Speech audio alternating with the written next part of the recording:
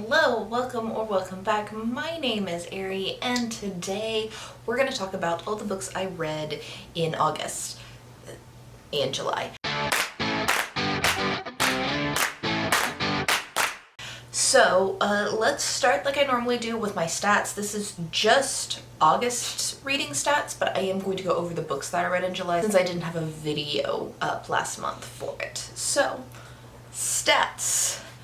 Let's move over this way so I can stick the graphics over here. So I read 16 books in August, 4,386 pages, about 141 pages per day, and 274 pages per book. So quite a few shorter books. The genres I read, 9 of them were fantasy, shocking no one, 2 nonfiction, 1 sci-fi, 1 horror, 1 romance, 1 thriller, and 1 general fiction. The demographic, 14 of them were for an adult audience, 1 young adult, and 1 middle grade.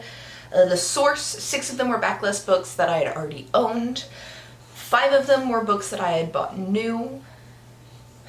3 were ARCs, 1 from the library, and 1 from Kindle Unlimited.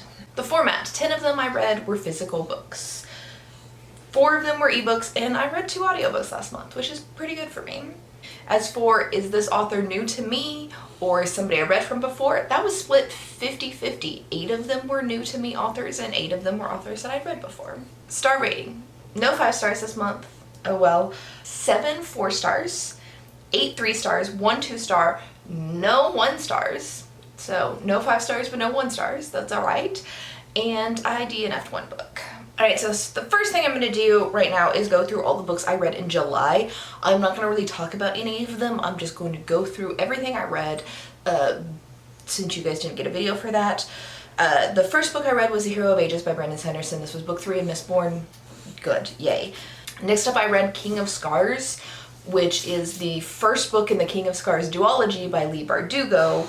I'm trying to finish out this entire Grishaverse books by the end of this year, and so this was just another step. It was okay. After that I read Daughter of Redwinter by Ed McDonald. I hated this book. Then I read Babel 17 by Sam Delaney. I'm not smart enough for this book. After that I read Violet Made of Thorns by Gina Chin. I don't remember what happened in this, so it was probably a 3 star. Then I read Where the Deer and the Antelope Play by Nick Offerman. It was fine. Then I read Empire Star by Samuel Delaney. I'm still not smart enough for Samuel Delaney's writing. Then I read Paper Girls Volume 5, almost done with this series. Then I read Money Shot Volume 1, which was a 5-star prediction. It ended up being 5 stars. I love this. I'm ready to read more of this series. Then I read A Prayer for the Kranchai by Becky Chambers. Also fabulous. Becky Chambers is one of my favorite authors. Then I read Ring Shot by P. Djeli Clark. Also a 5 star. That was like 3 5 stars in a row. Let's make that 4 5 stars in a row. And next I read The Ghost Stories of Edith Wharton. After that I read Ghostland by Colin Dickey. Meh. Then I read a short story collection called Your House is on Fire, Your Children Are Gone by Stephen Kisby, I think is the last name. Kisby? I'm not sure. Very good. Then I read some comics through my online library loan system. One of them is The Waters of Skagerrak, I think. I can't pronounce this. And then the other is The Two Worlds of Freitas. This is a comic series, but each comic is written by a different, written and illustrated by a different person and follows different characters. I don't think any but these first 2 were translated to English. Then I read Lies of Descent by Troy Taylor Butcher. This was pretty good.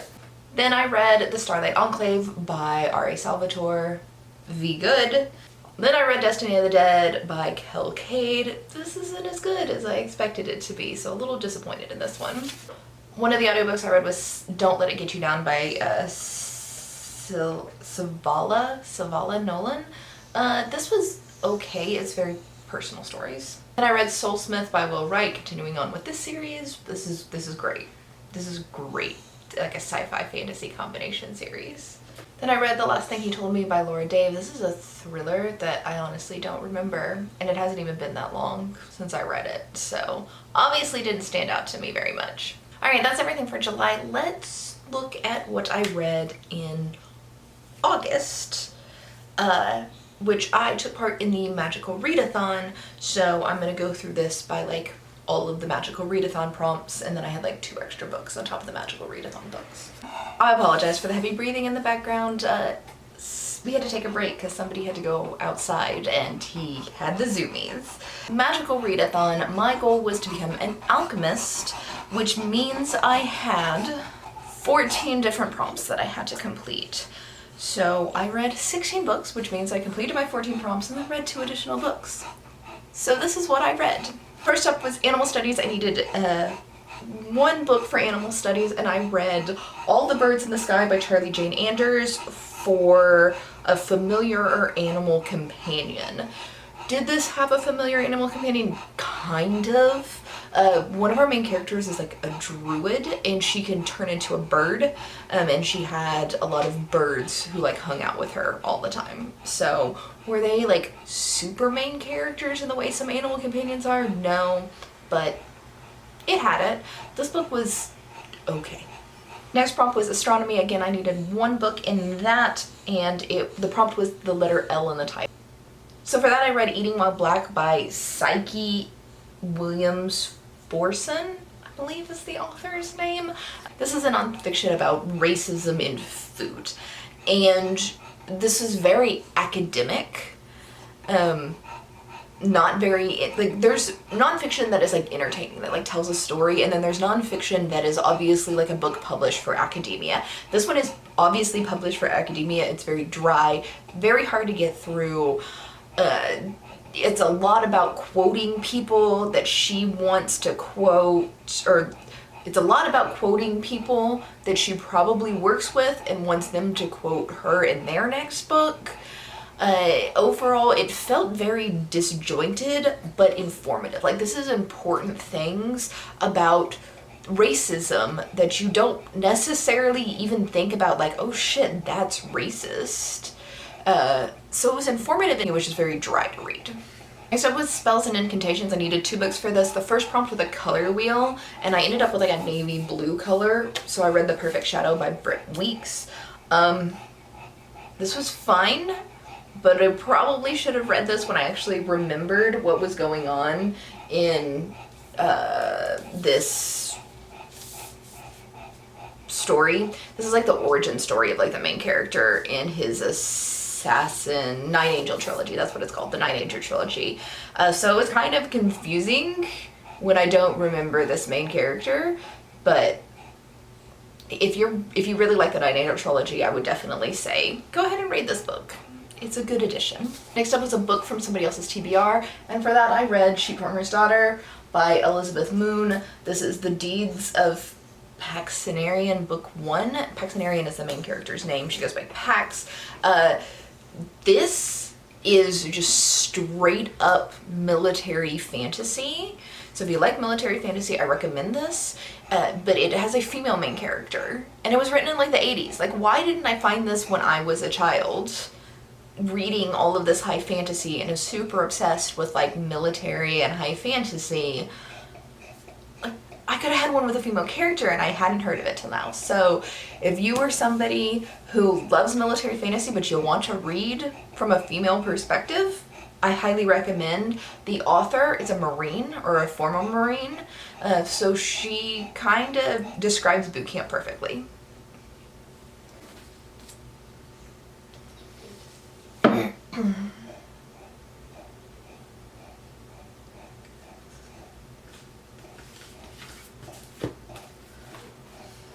Okay, next prompt was lore, and again I need 2 books for this. The first one was A Color Similar to the Country's Flag, and for that I had chosen Space Opera by Catherynne Valente. Catherynne Valente is a very interesting author because before Space Opera I read 2 books by her. The first one I DNF'd, the second one I gave 5 stars. So this was chance number 3, and I DNF'd this one because I hate the writing. So to make up for it, I ended up reading Occupy Space, which you see we've got the country's flag. This is by Grady Hendrix. This is a short story about basically a guy who grew up from like a really hillbilly background in South Carolina, is stuck on the International Space System, is stuck on the International Space Station, and they don't have like another rocket or spaceship to go up and save him, so that he just kind of die of starvation eventually. So his white trash relatives decide to build a rocket commie style, where it's not exactly safe. And then they're gonna go up to the International Space Station and save him.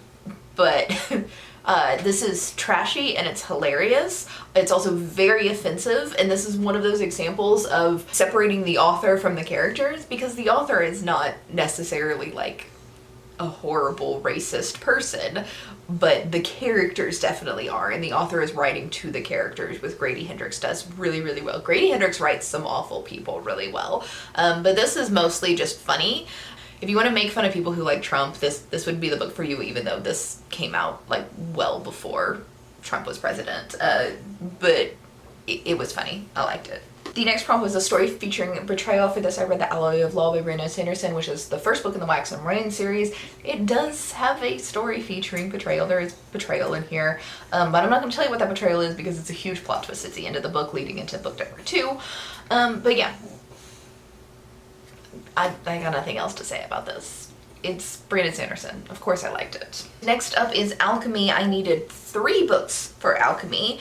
The first one is Book on Someone Else's Worst List That You Might Like. And for this, I read Book of Night by Holly Black.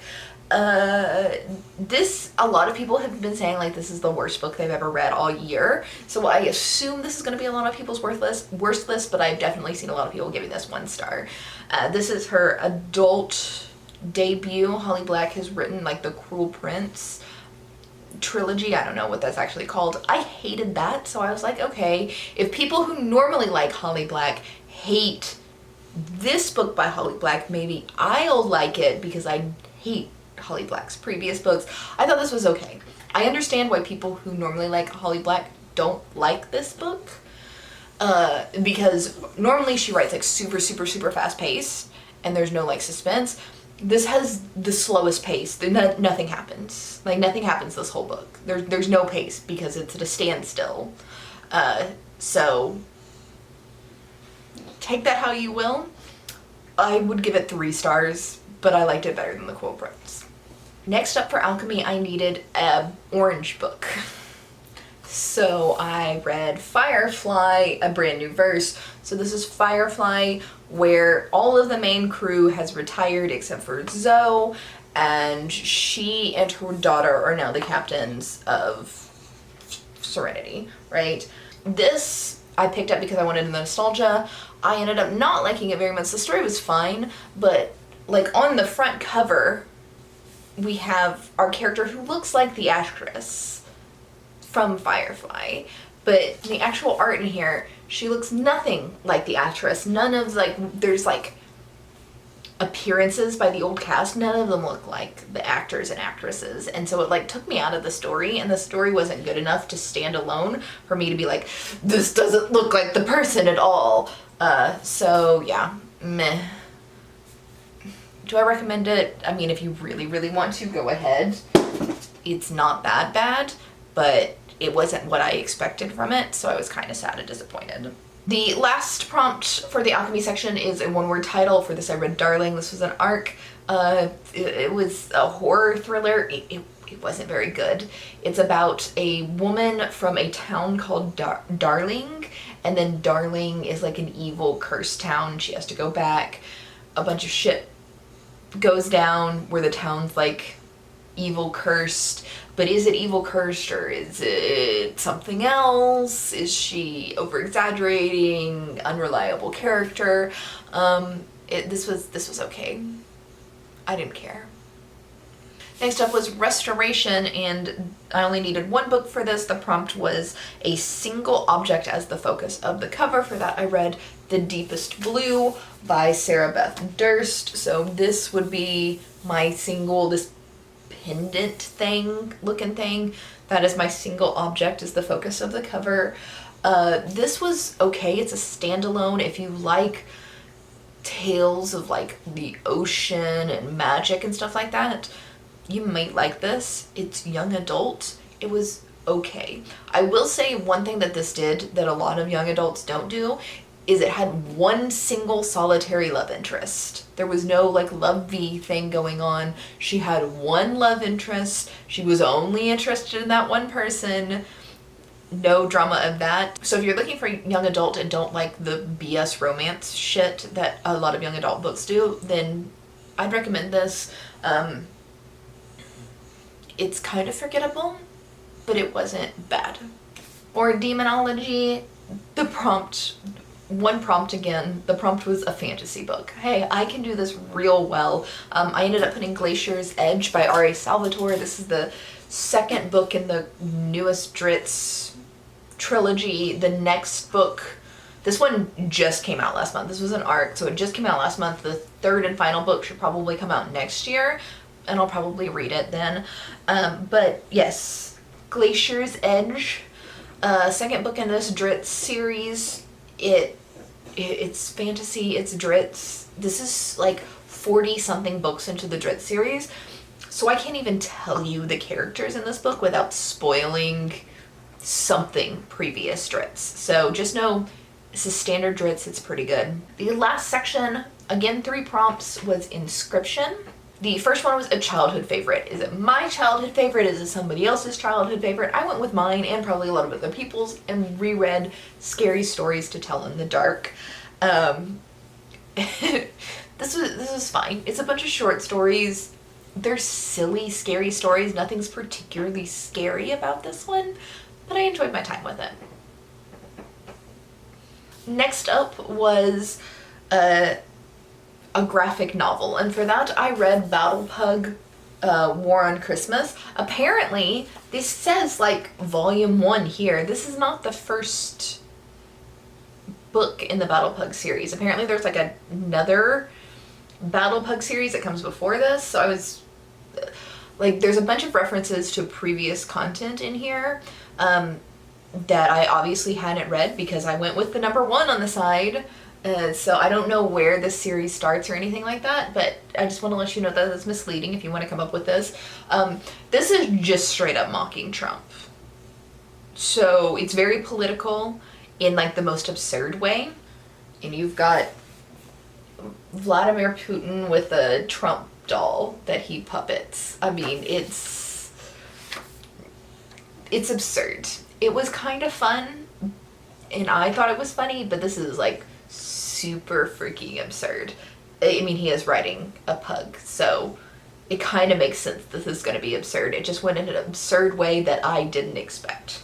And the last prompt for Inscription was a cozy read. I read Legends and Lattes for that by Travis Baldree. Travis Baldree is actually a narrator, an audiobook narrator, and this is his first book.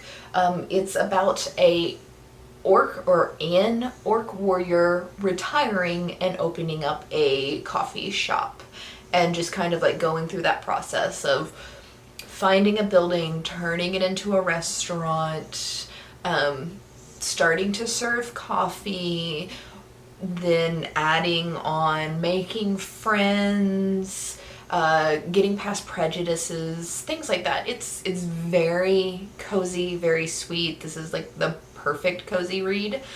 So I definitely recommend this for anybody who just wants something sweet and cozy to read. The 2 extra books that weren't part of the Magical Readathon, one of them was the series I drew from my series jar over here, and that was Learn My Lesson by Katie Robert. This was the second book in whatever series this is, I don't remember, but it was like a